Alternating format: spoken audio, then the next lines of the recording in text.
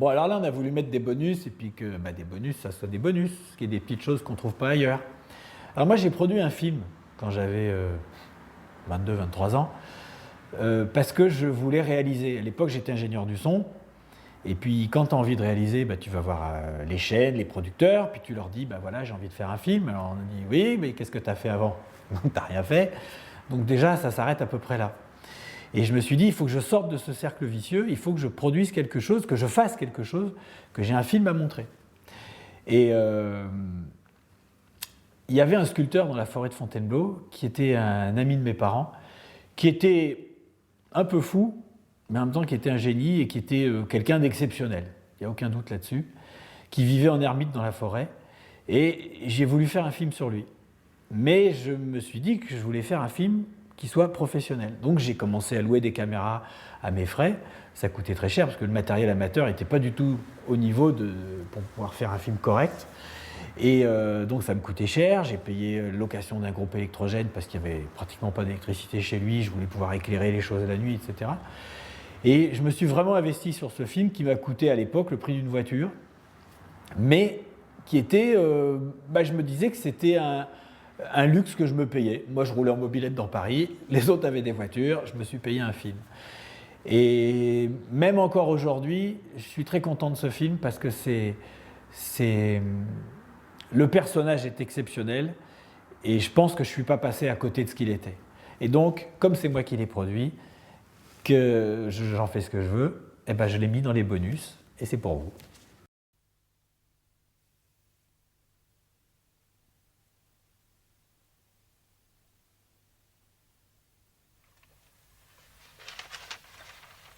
Ici, c'est la danse macabre. C'est fait avec des ressorts. Une expérience parmi tant d'autres. Des milliers d'expériences, il n'y a pas de limite. Alors, on va y foutre le feu, bon pour l'enfer. Les bourgeois ne l'auront pas. Bon pour l'enfer. On brûle.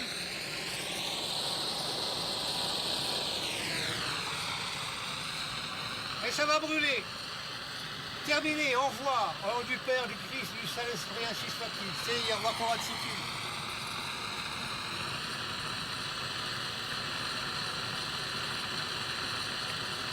Oh, allez, allez. Tu vas avoir les couilles brûlées, mon vieux.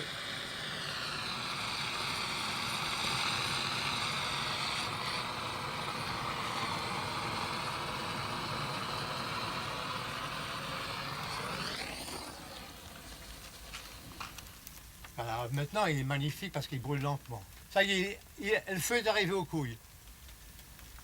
Oh, que c'est beau, il va en brûler la moitié. Ça n'a pas d'importance. Chaumont, pourquoi est-ce que vous avez brûlé ce dessin? Je brûle ces dessins parce que personne ne veut s'occuper de moi.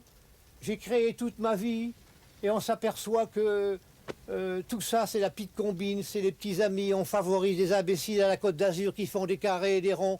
On leur fait des musées. On fait des musées pour les étrangers. Mais c'est épouvantable. Il y a ici un village entier d'art total. Eh bien, personne ne se dérange. C'est pour ça que je brûle mes dessins. Je brûlerai tout. Et même s'il fallait tout faire sauter à la dynamite, je ferais tout sauter avant de crever. Les gens, les Français, vous savez ce qu'ils font? Ils fabriquent de la merde. C'est écœurant. Mais c'est pas leur faute, on ne leur a jamais dit. Est-ce que des directeurs de galeries sont venus vous voir pour vous proposer d'exposer? Ah non, pas du tout. Moi, il a un mauvais caractère, soi-disant, ça ne marche pas du tout. C'est-à-dire? Non, mais on va continuer à faire ça, c'est Non, plus mais important. comment est-ce que ça se passe? Comment est-ce que ça se passe quand il y a un directeur de galerie qui vient? Ah ben, il ne s'occupe pas. Moi, ils ne veulent pas entendre parler de Chaumont parce que Chaumont, on ne peut pas le classer. Il n'est ni peintre, ni sculpteur, ni architecte, ni musicien, il est tout. Alors, la société des fonctionnaires et des intellectuels, on veut classer les artistes. On va en faire un peintre, on va en faire un sculpteur, on va en faire un musicien. C'est pareil. Pas du tout. L'artiste doit être disponible à toutes les sensibilités où il n'est pas artiste. Et aujourd'hui, il y a très peu d'artistes. Je vous dis autant que je peux le dire, ils sont tous morts. Si un peintre ne fait que de la peinture, il est mort. Si un musicien ne fait que de la musique, il est mort. Si un sculpteur ne fait de la sculpture, il est mort. L'artiste doit être total, ce sera l'avenir. Même si ça vous emmerde.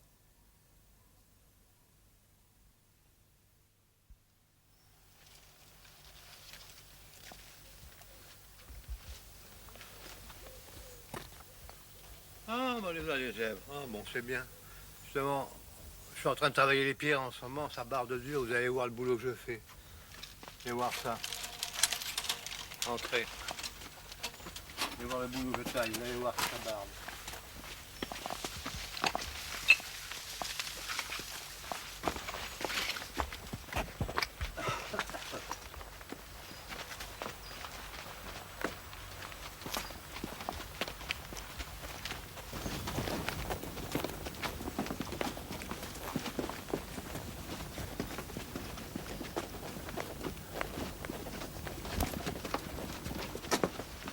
Alors voilà le boulot que je fais, voyez-vous, dans l'atelier dehors, je travaille à tout casser là-dedans. Vous allez voir le boulot. Voilà, allez, et hop là. Avec ces bordels de merde. Il faut que ça sorte.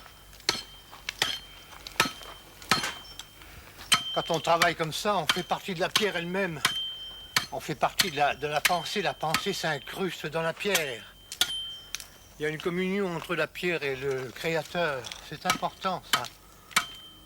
Quand j'ai des grossiers à la hache, je travaille à la lime. Alors, il y a des grosses limes, là. Alors, on travaille à la lime, c'est ça. On donne la forme à la lime. Vous voyez comme c'est beau, regardez. T'entends le son, là, il y a une cavité, là. Oh, bah, c'est pas grave. Qu'est-ce que ça va donner à la fin? Je ne sais pas exactement. Je suis la forme de la pierre. Et puis la pierre elle-même, ce qui est très important, c'est que la pierre elle-même, elle veut elle-même devenir quelque chose. Et moi, je ne peux pas imposer ma volonté à la pierre. La pierre, elle va devenir quelque chose. C'est indépendamment de ma volonté à moi. Hein? Chaque pierre, chaque chose comme ça, elle a un devenir qu'on appelle ça du domaine de l'inconscient. Et on lui fait pas faire ce que l'on veut, on suit. Alors, nous sommes dans une époque de vitesse, n'est-ce pas? Indépendamment de notre volonté, tout se fait rapidement. Hein? Alors les sculptures doivent se faire rapidement. C'est plus le temps où on taillait des marbres pendant des années, mais il n'y a pas de devenir fou. Mais non, il faut moi une imagination débordante, il faut que ça barbe. Je fais une pierre comme ça par jour à peu près. Alors comme la pierre est très tendre, ben, on s'exprime rapidement. Puis après c'est autre chose. Regardez comme c'est intéressant, ça devient intéressant. Alors je vais silhouetter là. Mes deux personnages, là, ils sont en train de se faire des bisous, peut-être bien. Ils se feront des bisous tout seuls, t'inquiète pas. C'est pas moi qui les ferai embrasser.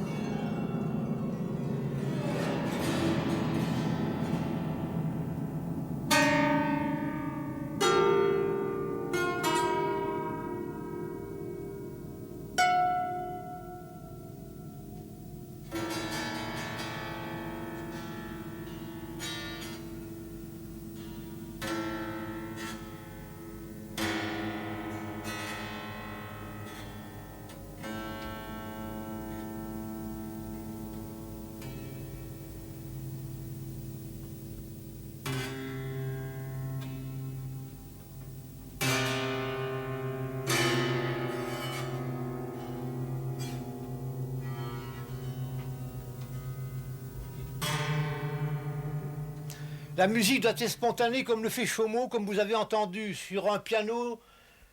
J'ai brûlé le piano, j'ai gardé la harpe. Voilà la harpe. César Franck, c'est de la musique de fonctionnaire. C'est de la musique de chevaux de bois. Bach, compagnie, c'est la même chose. Il y a un type qui a atteint des degrés peut-être très élevés, c'est dans le prélude de Lohengrin avec Wagner. Quand Wagner en parle un petit peu, moi ça me fout la chair de poule, comme on dit. Ou ça me fait remonter les couilles.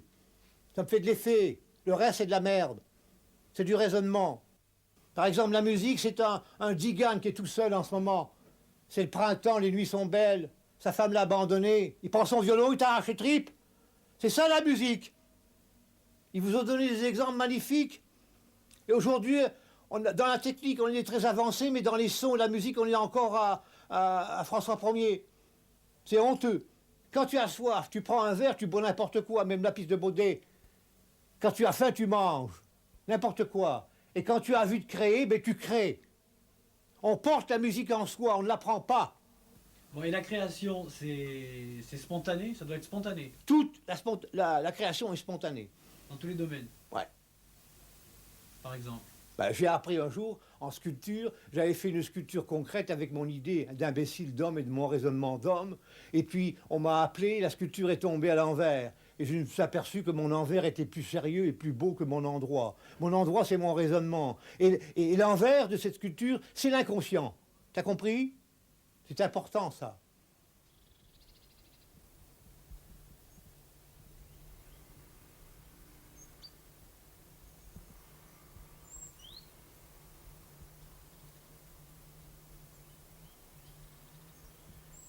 Moi, ce qui m'intéresse, c'est de créer, c'est de chercher des matériaux nouveaux tous les jours, en son, en poésie, en musique, dans tous les domaines sensibles.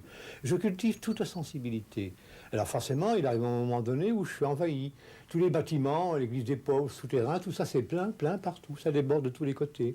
Alors, je n'ai jamais rien vendu parce qu'on voulait m'acheter pour le prix d'une petite écharpe, tu vois, pour un prix dérisoire, pour le prix d'une soudure de plombier. Alors, je ne vends pas. Et ça s'entasse de tous les côtés. Chaque création est une expérience, c'est un matériau nouveau qui permet d'aller beaucoup plus loin.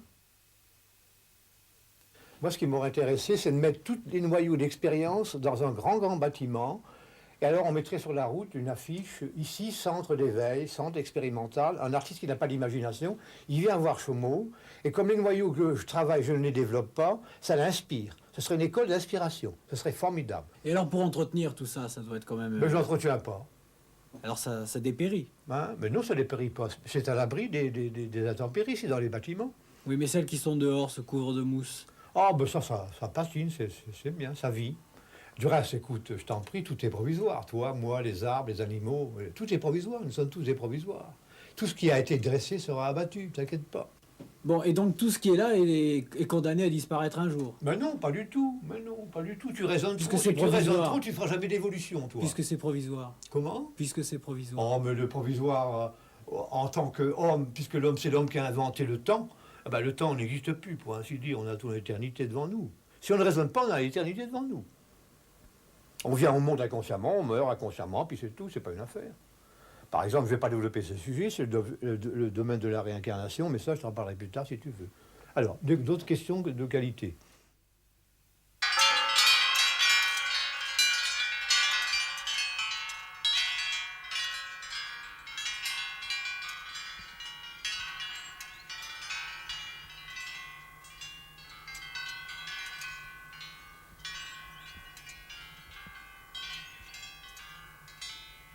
Je réserve cette matière-là qui est importante pour ne pas aller plus loin.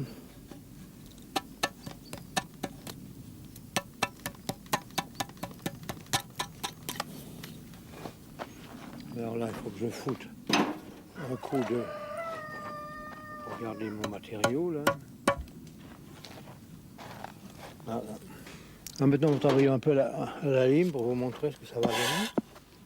Alors, j'ai sauvé le matériau en relief, maintenant je peux travailler à la grosse lime, commencer à arrondir un peu mes formes.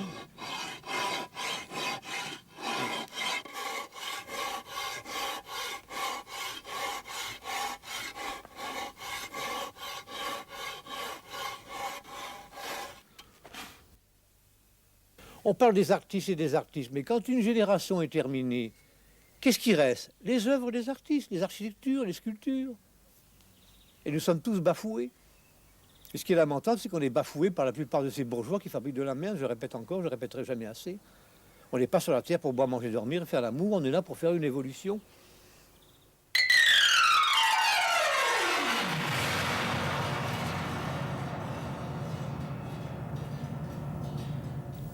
Les Tibétains mettaient leurs sculptures dans des couloirs en feu pour donner une âme aux céramiques. Ici, quand le bois est blanc, il n'a pas d'âme. Et quand il est brûlé, regardez comme c'est beau, vous avez un soyeux. On apporte une âme au bois qu'il n'a pas. Voilà, c'est ça le bois brûlé. C'est apporter quelque chose de mystérieux, comme vernis, comme craquement, le feu l'a transformé. il a effacé la sale patte humaine qui est dessus le raisonnement humain. Et ça devient quelque chose de magique. Au départ, c'est une branche brute. Je la découpe avec une scie pour faire séparer les modulations. Avec une gouge, je fais des trous, n'est-ce pas? Alors le bois est blanc, il est très blanc. Alors je brûle ça au feu de branchage, je le cuis. Alors ça devient braisé superficiellement, vous voyez. Après ça, j'essuie et j'obtiens le bois brûlé.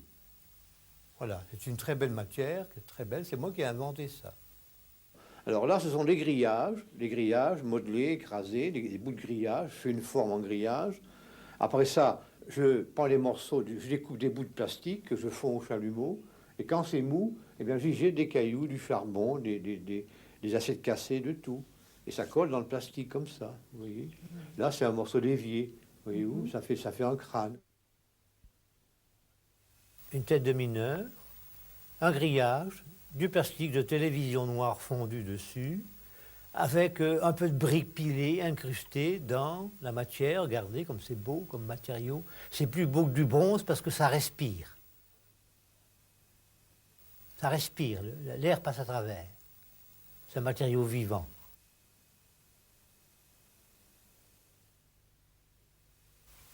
De quoi je vis?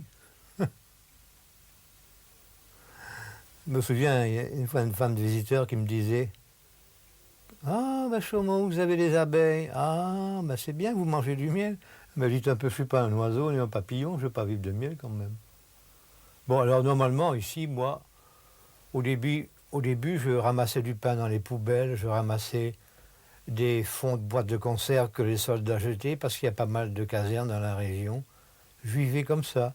Je ramassais des champignons, je ramassais des fruits sauvages, je vivais comme ça. Et maintenant, naturellement, j'ai eu pas mal de visiteurs, je suis un peu plus connu. Je suis surtout connu à l'étranger, hein. Parce qu'en France, tu sais, français, l'art, hein, bon, ça se mange pas, c'est pas très intéressant. Bon, alors voilà, je vis comme ça. Alors maintenant, naturellement, j'ai un peu plus d'argent, alors je fais mon marché une fois par semaine avec une voiture d'enfant. Et l'argent sont les visiteurs qui, quand ils viennent, donnent une obole, je vis comme ça.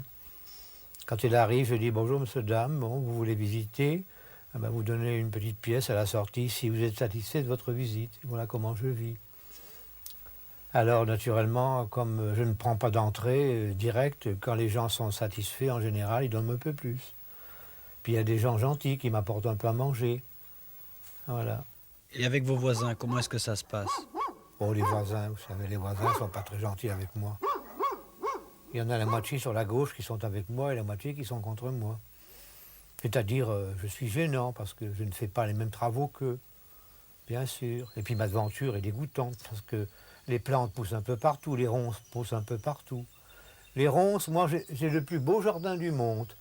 Il y a des lichens, il y a des bois morts, il y a des bruyères, il y a des ronces qui poussent partout, c'est très beau. Mais vous avez quand même des amis. Bah forcément. Quelquefois dans le refuge, quand les gens sont réunis, je leur demande qu'ils me posent des questions, je réponds avec une grande facilité à toutes les questions que l'on pose, puisque je suis ici un guide sur cette terre. Et alors, quelle est la question que tu me posais avant, rappelle-moi? Je vous demandais si vous aviez des amis. Vous avez quand même des amis? Oui, alors quelquefois les gens me disent, mais Chaumont, vous avez des enfants? Je dis oui, mais mes enfants ne viennent pas me voir, parce qu'ils trouvent que leur père est un petit peu déboussolé. Alors mes véritables fils et filles, quand il y a du monde dans le refuge, voici mes fils, voici mes filles, comme disait le Christ, ce sont les gens qui viennent me voir. Alors j'ai beaucoup d'amis, bien sûr. J'ai des amis quand il fait beau, hein. Alors quand il fait froid, je vois personne, je suis tout seul. En réalité, on est toujours tout seul. Quand on fait une évolution, on est toujours tout seul. Dieu, pour moi, c'est une image que les religions ont créée. Je suis gouverné, j'ai conscience, puisque je vis seul, d'être gouverné par une force que je ne peux pas concrétiser. Du reste, je l'ai dit, j'ai dû le dire, tous les matins, je prends une partie de ces forces que je ramène à ma pensée comme une pile qu'on va recharger. Et à partir de ce moment-là, il n'y a pas de limite, mon imagination est débordante. Or, je crois que les religions occidentales, en Occident, nous avons deux religions, nous avons le protestantisme et le catholicisme qui est dominant, Ces gens-là ont inventé Dieu et Satan, on appelle la dualité, et c'est diminuer ces forces gouvernantes que de les avoir imagées. Voilà Chaumont. Alors comment ça se passe une semaine ici? Comment est-ce que vous vous organisez? Bon, ça c'est une question que tu ne devrais pas poser, parce qu'un artiste n'est pas un homme organisé. Je suis gouverné par 3 anges. L'ange du matin qui me dit « Lève-toi Chaumont, t'as assez dormi ». Et l'ange de midi qui m'inspire, et l'ange du soir qui me donne la paix de la journée accomplie. Voilà un peu comment je travaille. En général, je me lève, il est midi, 1h, je casse un petit café au lait, et puis je travaille dehors jusqu'à la tombée de la nuit. Comme les journées de l'hiver sont très longues, je peins tout l'hiver comme ça dehors.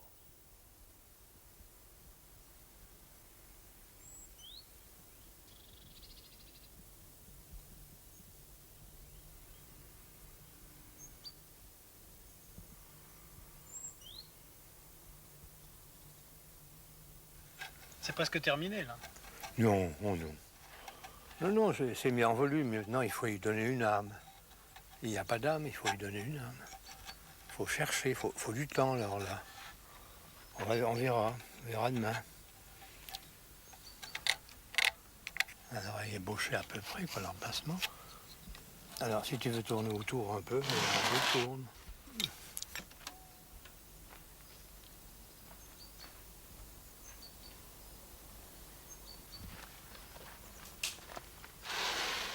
Au début, je croyais que, quand j'étais jeune, j'ai fait l'école des beaux-arts, je croyais qu'on faisait de la peinture ou de la sculpture pour vendre. C'est une grosse erreur. L'art n'est pas fait pour être vendu. Chaumont est le bon exemple. Il a installé un village ici à Achères-la-Forêt, en Seine-et-Marne. C'est tout un village. J'ai porté ce village entier, les bâtiments, sur mon dos avec une voiture d'enfant. Je montre le bon exemple. Et tu me parlais tout à l'heure des voisins. Oui, on a la haine de Chaumont, parce que Chaumont se promène avec une voiture d'enfant. C'est un scandale, Chaumont ne se lave pas tous les jours. Parce que se laver tous les jours, c'est enlever justement ce qui fait ta santé. Il y a le côté d'adversité, il y a le côté d'aide à la santé. Et j'ai écrit en conséquence cette belle pensée, être prince dans la nuit quand on mendie le jour. La nuit, je suis un prince, et le jour, je suis un mendiant.